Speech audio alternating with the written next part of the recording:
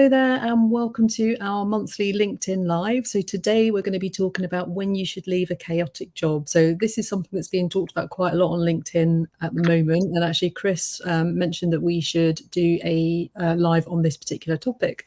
So I am joined today by Jill Amos and Chris Thorne.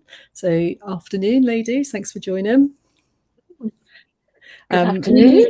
Hiya. Quick intro. So Jill, do you want to do a quick intro to who you are and what you do at 1080? Yes, Jill Amos. I'm an executive and career coach and leadership development specialist. I'm working with a variety of clients across all sectors. Brilliant, thank you. And Chris? And I'm also an executive and career coach, and I focus mainly on working with leaders that are going through a lot of change or need to get their teams on board with change. So we work on areas such as mindset, resilience, and their communication and leadership skills so that they can help themselves and their teams to thrive. Brilliant, thank you. And I'm Sarah Burgess, and I'm a LinkedIn career coach. So I spend most of my time looking at LinkedIn and helping clients to use LinkedIn in their job search. So as I said, more and more clients are telling us that they're working in chaos and uncertainty, which is what's kind of helped to prompt this session. So we're going to go straight in with what is the definition of a chaotic job? So for the purposes of this session. So Chris, do you want to start talking through that? Sure. So a chaotic job in this definition is it's anywhere where things are just crazy. They're extremely busy. People are very reactive. Decisions have to be made incredibly quickly with very little information, and priorities seem to shift like the sands in the wind. Everything is chopping and changing very rapidly. And one of the key things about this sort of environment is not just the fact that it's very fast-paced and people are always busy and running around like headless chickens, but it's also the fact that you can sometimes feel as though you're being very busy but you're standing still because things don't necessarily always move forward. Okay, great, thank you. I meant to say beforehand, anyone that's watching, please do let us know that you're here, where you're joining from, and if you've got any questions throughout, then please do ask. So it's always good to have an interactive session. So Jill, anything you'd like to expand on what Chris has just said for the chaotic job description? Yeah, absolutely. I think all of the above. But for me, there's two types of chaos, if you like. So there's the chaos of people's behavior, how they're acting around their job. Are they focusing on, is there no planning? Is there a failure to think ahead? Is there no lack of process and procedure to make life easier for themselves and enable them to get more done? Or is it that they're working in a chaotic environment? So if we look at things like the armed forces, if we look at war and things, war is actually chaos. But the armed forces still have a way of proceeding in those chaotic environments. People are still very clear on their goals. They still have procedures and ways of doing things. A bit like being a paramedic, again, often they can be called to a chaotic situation, but that how they respond will have a routine to it. Of course, you can get people who it's chaos within chaos, if you like, because not all those people are going to be well organized. So I think there's two things. It's the environment and also it's people's behavior.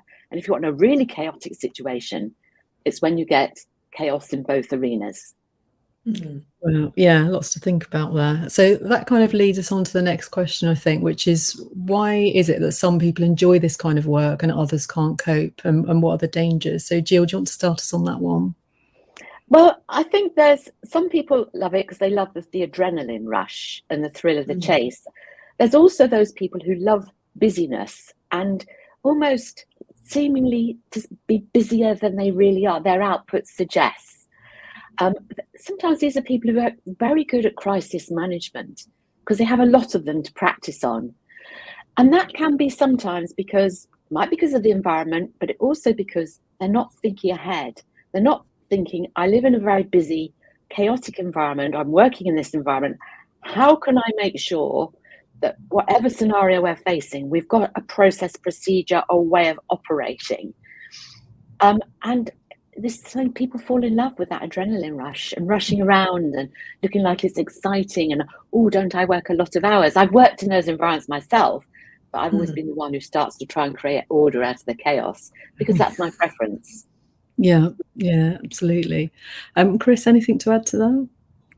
Yeah, I think, well, there's a few things here. So firstly, if you think about it, when you're in an environment like this, if you know that every day you're going to come in and you're just going to be working on whatever the latest urgent priority is that someone's dropped on your plate, then it takes a lot of the decision making out of your hands, and you don't have to necessarily think too much about what to prioritize because it's just going to be the next thing that comes along. So that can relieve a bit of decision fatigue for people. On the flip side, of course, you're never 100% clear about your priorities. And so you might feel like, well, what is the point in setting priorities? Because I'm going to come in tomorrow or next week and they're going to change. And so people can lose a bit of a sense of ownership. They think, well, why bother? They're not necessarily taking accountability, and it can be quite difficult to hold people accountable to getting things done in those environments, because they can always say, well, the reason that didn't get done is that, this came along, I had to prioritize this. And it's a case of he who shouts the loudest wins, and that becomes the priority that we then focus on, which may or may not be the thing that we need to actually be doing in the longer term. And we can also feel as though, well, I don't have to have difficult conversations with people about priorities because I'm just going to roll over and do whatever I've been asked to do. So we don't develop that skill of working collaboratively and effectively. And also we become, if you think about it, used to failure, not really finishing what we start. And sometimes we do need to finish what we start. Other times we do need to shift the priorities, but we need to take time back and reassess that before we just go forward with it. And people don't value priorities. They don't value boundaries, and they don't value headspace. And that can be a really difficult environment to think creatively in, to make decisions, to make the right decisions, and also take a step back to ensure that what you're working on is actually moving you in the right direction. So there's some pros and cons. We all love to feel as though we're being busy, productive, we've had a great day. But actually, if you come home at the end of the day and you're thinking, well, what have I actually achieved? And you're left with a sense of frustration, you might be starting to think that perhaps that's not the best environment to be in. Yeah. Anything else to add to that, Jill, or should we move on to the next? I think probably the bits I've got to add, we'll follow on with the next question. Yeah, okay. So we're going to talk next about what you can do to calm the chaos. So do you want to follow up with that, Jill? Yeah, well, I think it's really interesting. It is about this. We can be in a chaotic environment and a chaotic job. However, it's perhaps looking at your job, which are the bits which are routine, which keep cropping up that we have to do all the time. So it might be like filling in timesheets. It might be like doing the invoicing. So if that's happening every month, rather than leave it and let it be chaos, how can I do the invoicing? You're going to have to do this job every single month at a set time or every single week. How can you make that particular job easier so that invoices happen like you're falling out of bed? So which part of the job do you need to leave to chance because you don't know what's going to happen? And which part of the job do you need to put in your diary and just do them, as I call it, like you're falling out of bed? So they need to be on a routine. They're regular things. So then you've got the bits of your job you can control, the bits you can influence, and the bits you just have to leave to as it happens, because there are decisions to be made, and it's not the same for all parts of your job.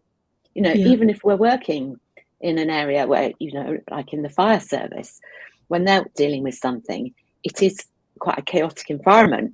But things like checking the kit on their engines and things is something they can do to make sure they're prepared for the next time they go out on a shout. Yeah, really good point. Chris, anything to add? Yeah, I think, well, for a start, I think the key thing is you've got to be brave. Okay, you've got to be prepared to put the stake in the ground and be the voice of reason, and actually be prepared to put some clear priorities in place, especially like what Jill was saying is when we have routine tasks that we know need to happen on a regular basis, and also tasks to look after our own well-being as well, getting those in your diary and having a bit of a set schedule so that you're going to have the specific times to do these things. And you've got to be prepared to, when you do get a request, to really be able to articulate what's going on, what are your other priorities, how long is it going to take you to do that task, and really give them, if you like, the data to inform whether or not that actually needs to become your priority, or if it's just a knee-jerk reaction that, oh, we need to do X and so-and-so is the best person to do it, because sometimes that isn't the case. And you've got to be really clear on I mean, both, why are we doing this? That's always the best question to ask with anything is, why are we doing this? Where is it actually going to lead in, 6 months, 6 weeks, 6 years? Is this actually going to move us forward? And also as an individual, you need to be clear on, well, what is it that I want from working here? Why am I doing this? Because on the tough days, it's that motivation that's going to keep you going. Otherwise, you're going to be wondering, oh, why am I doing this if it's always a slog? So having perspective is quite a key part of this. And I'd say being really proactive, communicating with people about what's going on, what you've done, what needs to happen. People feel reassured in a chaotic environment when they have information. They know what's going on. They know that things are in hand. They're under control. And so that's one way that you can kind of upward manage to your manager, is letting them know proactively what you're doing and what your priorities are.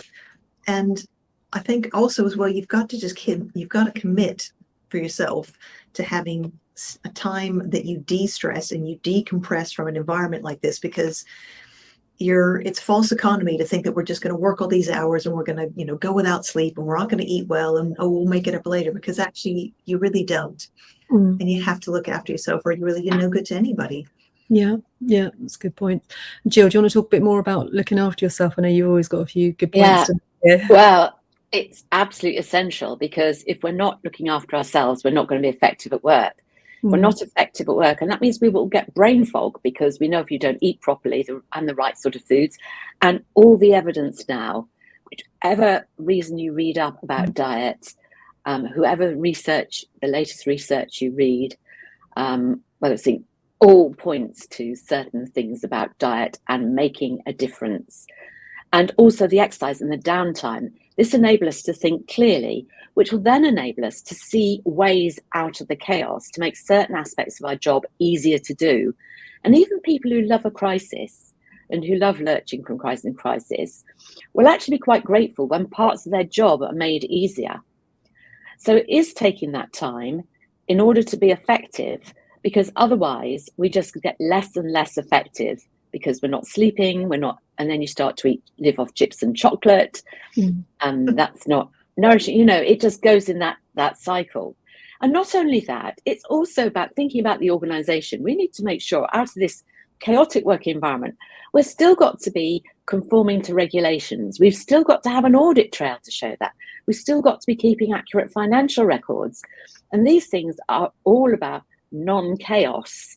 So it's, how do we make sure we get the essentials done, even when we're dealing with a very turbulent environment and we're having to react to things that crop up? It's no excuse to say, I can't file my accounts because it's been a busy year. It just doesn't cut the mustard. No, that's a good point. So that leads us on to the next point. So over to you with this one, Chris. So when should you leave the job? So, what is it that's going to make you make that decision, and when should you go? I think the bottom line answer to that is when it's no longer worth it.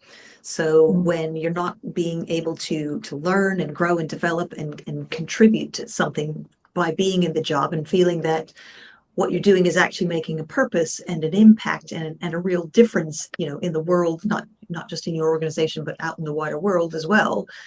And most importantly is when it's starting to impact you on a physical, mental, and emotional level. So when you're getting health issues, that's a clear warning sign. How many of us have had, the wake-up call? Hopefully not many of you, but I know many people who've had that wake-up call where a major health crisis happens, that it just puts everything into perspective and you have to take time and reassess.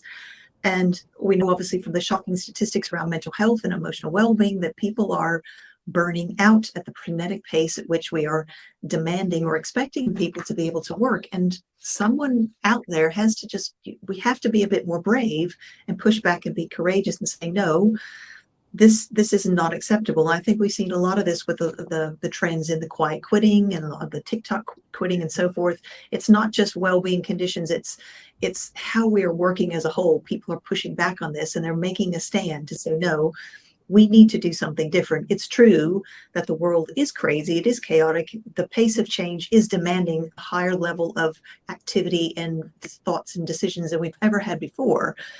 But if we don't put a stand or make a stand and put some processes and some proper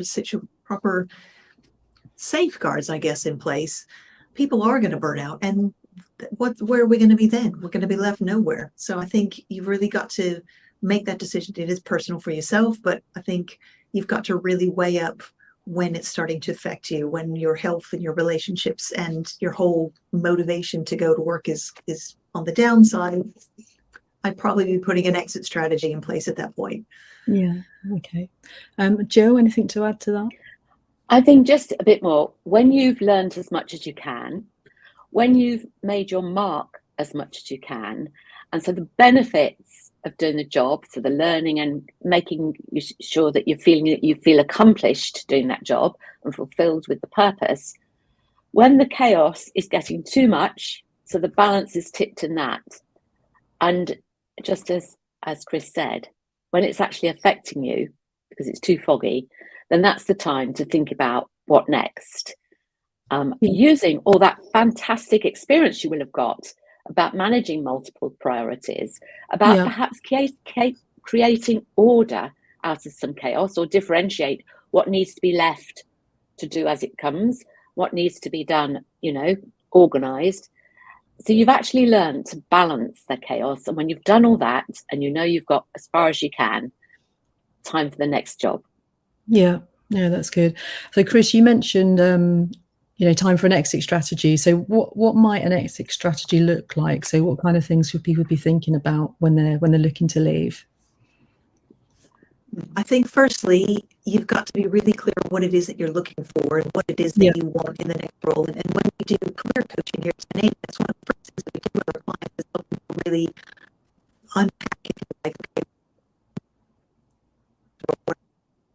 and okay. Chris, I can't hear you at the moment. Jill, can you hear Chris okay? No, okay. So your sound cut out a bit there, Chris. Sorry about that. Jill, do you want to just take over for a second and we'll see if Chris is back on? I think the exit strategy, it's what do you want next? And also, what sort of environment do you want to be working in? Are you looking for more of the same, where you can play the same sort of role as you've played before? Are you enjoying chaos and just wanting to live in that high-speed environment? Or are you thinking longer term about your career? What is it I want to do next, so which will take me to my ultimate goal? Or what do I want to do next that I know I really enjoy and I can really make a difference in? So it's that clarity, either for the much longer goal or the next goal, and thinking about the environment you want to be in and how you can make a difference. Yeah, okay, that's good. Chris, do you want to see if you can speak again and see if it's back? No, can't hear anything now. Very strange. Okay. Okay, so maybe take out your AirPods and go back just to speaker view, see if that helps. So sorry about the technical issues. You can never know what's going to happen. So if we move on, which you did touch on a little bit, Jill. So how can you avoid the same thing happening again? I think it's really with this clarity of thought, of being clear of the sort of thing you want to move to. Yeah. And doing your research on organizations and what they're like. So reaching out on LinkedIn to people, looking at perhaps on somewhere like Glassdoor, to find perhaps before you even apply. But then I think it's absolutely okay during the interview to ask some really pertinent questions about what are the key things that are important to you about ways of working around here, finding out about the culture, finding out what the preference is. Number one, the organization, then the department, and then the manager of that department. How do they like to work? And that will actually not only give you, if you like, how much thinking ahead there's done, how much sort of reaction time do they have, but it also give you a good feel for how they lead and manage others, just in case on the other end of the scale, they're micromanagers as well. So I think being bold and thinking carefully about the wording, but asking those questions, if you like, is doing your due diligence. It's doing it before you get to interview, but it's also doing it within the interview as well. Yeah. What do you think about asking the interviewer what are the key problems in the department or the team at the moment? Do you think that's going a bit too far, or do you think that would be okay? I think it might be, if you ask them what the key challenge is, what are the things you're working on at the moment? I think that's just really, really useful. It's useful data. And I think asked like that, I think it'd be unusual for them to be taken aback by that, because I think it's a very reasonable question to ask. Yeah. Yeah. Okay. Chris, let's go over to you, see if we can hear you again. No. Oh, it's very strange. I can see you're talking, but we can't hear anything. How's that? Yes, you're back. All right. Okay. No, I think, yeah. All right. I don't know. One of my, anyway. Okay. Anyway, I'm back. I mean, I think yes, everything Jill said, I would second all that. I think that's all fantastic tips. And yeah, I think you've got to really think quite carefully about what you ask and how you ask it. But if you get any opportunities, and it's not always possible, but sometimes if there's any opportunities to actually meet your other team members or visit the office, go along to a social event or any sort of an event that the company's having before you actually join the company, that can be a really great way as well to make some good connections and have some conversations and just observe how people interact in that environment, and give you a lot of clues as to what it's really like. I appreciate that's not always possible, but if you can do something like that, that would be your ideal. And of course, if you're able to have an in-person interview, because we know so many of the virtual interviews are virtual right now. So if you get that opportunity, that's great, because then of course you can see the environment, you can really get a sense for what it's like just by even going into that space. Yeah. No, that's good. Is there anything you can do you think, in terms of setting boundaries when you're going into a new role? So I know we didn't talk about this beforehand, but it just kind of came to me. So Jill, any views on that, on how you could be quite firm on that kind of thing? Yeah, I think it is, but I think in a way it's a balancing act, isn't it? Because you're new, and how do we do things around here? Yeah. And so maybe we'll have some personal boundaries, which they will be connected to your values, really. About what's acceptable. So, and that's why really the due diligence before you get there is just so important. Absolutely. And actually being clear, but also, and that discussion about ways of working, I think is absolutely critical, because that will give them, you'll find out what their boundaries are, and you can see if that matches with your boundaries. Notwithstanding, there are times when we are going to go through chaos with any job. And sometimes it's a temporary measure, in which case you just have to keep paddling until you get to the end of it. Yeah, I agree. Is it temporary or is it permanent? Is it by choice or is it the environment? Yeah. And I think it is really, it's just about making those decisions, and as much as possible, thinking about how much of it, where you can set boundaries, set them, and think about where you need to be fluid. Like with anything, life's a compromise. Yeah, that's a good point. Chris, anything on the boundaries point of view? Yeah, I think probably the crucial conversation to think about when you're setting those boundaries is probably that first conversation that you have with your manager, depending upon what level of leadership you are in the organization. There's a great little tool I use sometimes with clients. It's called the user manual, and we just get them to think about, it's kind of, what would you need to know about me in order to work with me the best? How do I like to be communicated with? What are my kind of working styles and patterns? And it kind of gives you a bit of an insight into that individual. And that could be something that you could offer as a bit of a conversation starter with the new manager, or certainly bringing up some different areas, and obviously asking them how they like to work in those areas as well. So you can open up some conversation there. It will give you a lot of indicators. I think that's a great way you can do that. But I think that's probably the most important conversation, is that first one with your manager. And then as you start to meet your team and your teammates, those conversations as well. I think that's quite an important area to then gently sort of set the boundaries and get a feel for what the boundaries are, how they're likely to be received. Yeah.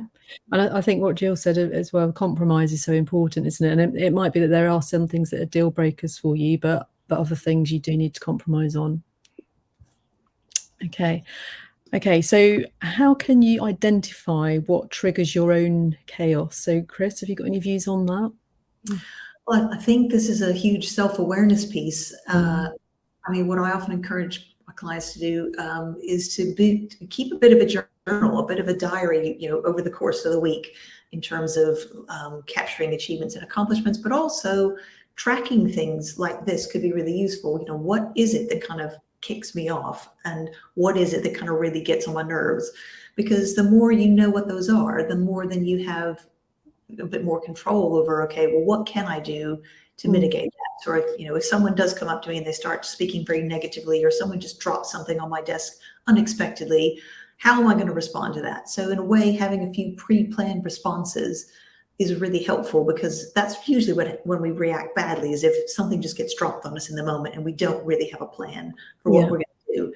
And after a while, you can see the patterns. You kind of get a sense of the sort of things that are likely to happen, and then you can plan and prepare for those a bit better. And then once you know that, then obviously you can build a plan in place to mitigate that. Yeah, no, that's great. Yeah, it's got a good idea about the plan and keeping the journal. Jill, anything that you'd like to add to that? I absolutely agree. It's about self-knowledge, knowing your preferences, knowing your ways of working, and knowing, just being very aware of that, because that's just so helpful. Because then again, it goes back to this: what are my values? How do I like to work? You'll know what triggers your own chaos. And sometimes, what triggers my chaos sometimes is when it's strengths overdone. So I'll know what triggers it. So, but if I'm really tired and I'm just going for it, slugging away at it, and I now know what to look for. And I have to think, aha, I'm going to a place which isn't so good. It's going to be chaotic because I'm going to be less accurate. I'm going to be thinking less about what I do. Come away, leave it for a bit, go and do that yoga class or Pilates class, or just have some dinner or whatever it is, then come back to it. But be very clear about self-knowledge, I think, is actually very, very helpful. Yeah, no, that's really good. Thank you. And I just maybe throw in just quickly, once you have identified your triggers, share them with people on your team and encourage them to do the same, and vice versa. Because if you can understand what sets each other off, then perhaps you can modify, how you communicate or how you do things so that you don't trigger each other in the first place. Yeah. And we talked a bit yesterday, didn't we, about kind of reflecting back on situations. And sometimes it's easier to see those triggers, historically, isn't it? When you think, actually, I should have left that position way sooner than I did. Because you just kind of get into that mode, don't you? If I'm busy, I need to do it. Nobody else could possibly take over from me. Yeah. Okay. So last question. What are the signs that a chaotic job is then turning into a toxic situation? So Jill? I think, first of all, it's probably the energy levels within the team and the way people perceive their work. So the joy goes out of it. And everything is like probably wading through treacle. When you think about work, it's a de-energizer rather than an energizer. Morale is low. And people are really starting to really dislike what they're doing and where they're working. Probably because they feel like they're working in treacle. Yeah. And I think these are all the sorts of signs. Or you've got more, and the other one is the behavior of people, more, if you like, for want of a better way of describing, grumpiness in whatever form it shows. And the language to look out for, the language becomes very, very negative. There's a lack of looking on the bright side ever. So I think these are all signs, along with other things, that is turning toxic, or has already turned toxic, I think. Yeah, absolutely. And Chris, anything to add to that? Yeah, I mean, I'd second much of what you said, Jill. I think obviously, when people start to dread going in, and it's a drain on our energy, and we're blaming and pointing fingers, and everything's just kind of going down, and people are trying to cover their back, or hide mistakes or whatever, or they're not sharing knowledge. Yeah, it's clearly a very toxic environment, and people will be more irritable. They'll be a bit quicker to snap. Decisions might be made that you just go, what on earth, why was that decision made? And it will just be because someone was under pressure and they didn't necessarily have all the facts or knowledge, or they didn't think it through. So yeah, I don't think any of us really have trouble recognizing when it is chaotic. I think it's more than, how do we decide within ourselves what our kind of breaking point is in terms of, is it too much for me and I need to be getting out? Yeah. Okay, that's good. Thank you. Okay, so we're just going to leave with our top tip. So Jill, that's something that you'd like to leave people with?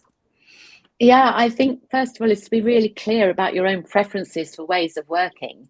So that's self-knowledge, and actually doing that due diligence, if you're going for an interview, about the culture and the preferred ways of working. Yeah. Okay, great. And Jill, Chris, sorry. Well, it might seem obvious, but my tip would be to get a coach, because so much of what we've been speaking about here today in terms of developing this self-awareness, the mindset, the resilience, the skills, all of that's a little bit easier when you've got somebody on that journey with you who's going alongside of you, helping you to recognize the blind spots, helping you to own your successes, helping you to find your strengths. Having a coaching relationship can make a huge difference to you, regardless of what type of position you're in, whether you're transitioning to a new career or you're within a career and trying to navigate to the next level. Yeah. Brilliant. Thank you. Well, thank you very much for all of your excellent tips. And thank you for everyone who's been watching. Please do feel free to ask any questions later on. We can go back in and answer those. And then we'll be back in May, when I'm going to be talking to Urvashi Desai and Catherine Lambert about reapplying to an organisation that's rejected you. So again, there's lots and lots of things being talked about on LinkedIn, particularly about what people are applying for jobs in kind of high profile companies, and it's like 7 or 8 times before they get the job that they're interested in. So that's going to be a really interesting conversation. So thanks again for joining, and thank you, Jill. Thank you, Chris, and see you next month. Thanks. Bye, everybody.